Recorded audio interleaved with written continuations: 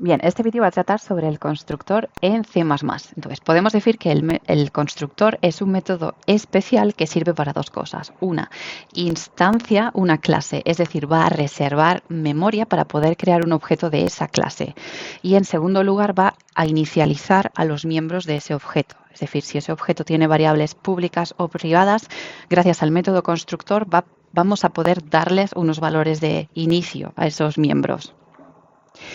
El nombre del constructor va a ser el mismo de la clase y además, como característica especial, el constructor no va a tener un valor de retorno. Bien, y ahora vamos a ver un ejemplo muy sencillo. Voy a definir el nombre de una clase llamada rectángulo, en inglés rectangle, al final de la clase el punto y coma, y esta clase de momento va a tener dos miembros privados. Privados significa que esos miembros solo pueden ser accedidos por otros métodos de dentro de esta clase. Bien, el primero va a ser de tipo doble y va a ser la longitud. Y el segundo también va a ser de tipo doble y va a ser la anchura. Bien, digamos que esta clase de momento va a tener un único método público y va a ser el constructor. Como hemos dicho, el constructor va a tener el mismo nombre que la clase.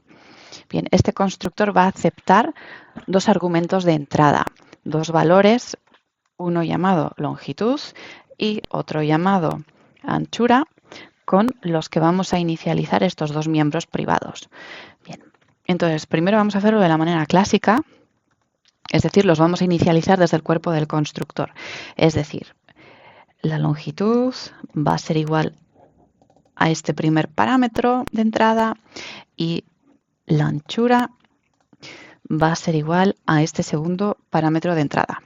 Bien, hay una característica que fue introducida en C++11 y es que en lugar de hacer esto e inicializar estos miembros en el cuerpo del constructor, lo podemos hacer con algo llamado lista de inicialización de miembros. Entonces, vamos a ver esa alternativa, que en realidad es la recomendada por su eficiencia. Entonces, borro esto de aquí y la sintaxis ahora va a ser para inicializar estos dos miembros con una lista de inicializaciones.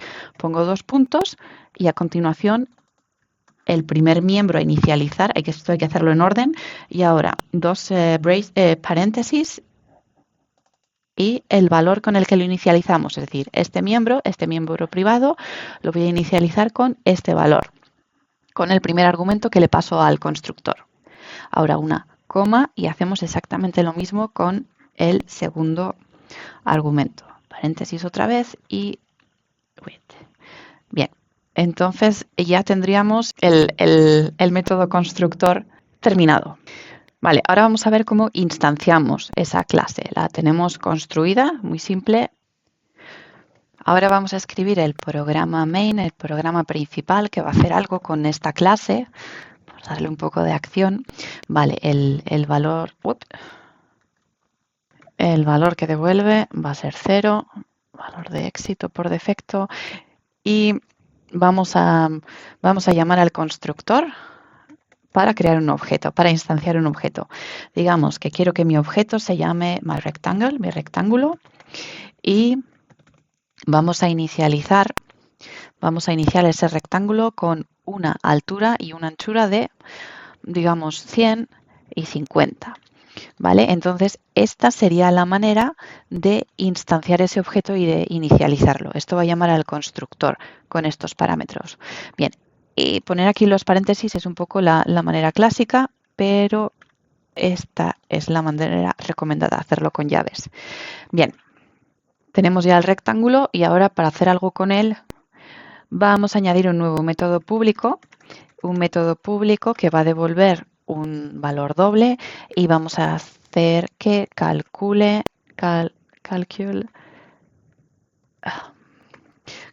el perímetro. Bien, entonces para calcular el perímetro, calculate, para calcular el perímetro de un rectángulo, lo que hacemos es multiplicar dos veces el lado más dos veces el ancho. Y ahora volvemos a al programa principal y lo que podemos hacer con una operación sobre ese rectángulo, ese objeto que yo acabo de crear, podemos llamar a este método que nos va a devolver un valor doble con el perímetro, ¿vale? Entonces, un valor doble, necesito esa variable, un valor doble por el perímetro. Entonces, este programa no hace mucho, simplemente vamos a hacer que escriba en pantalla cuánto es ese valor para chequear que está todo bien. Y necesito aquí un include para poder hacer eso. Include espacio IOStream. Es el include necesario que necesito para poder hacer lo siguiente, que nos va a sacar un mensaje en pantalla.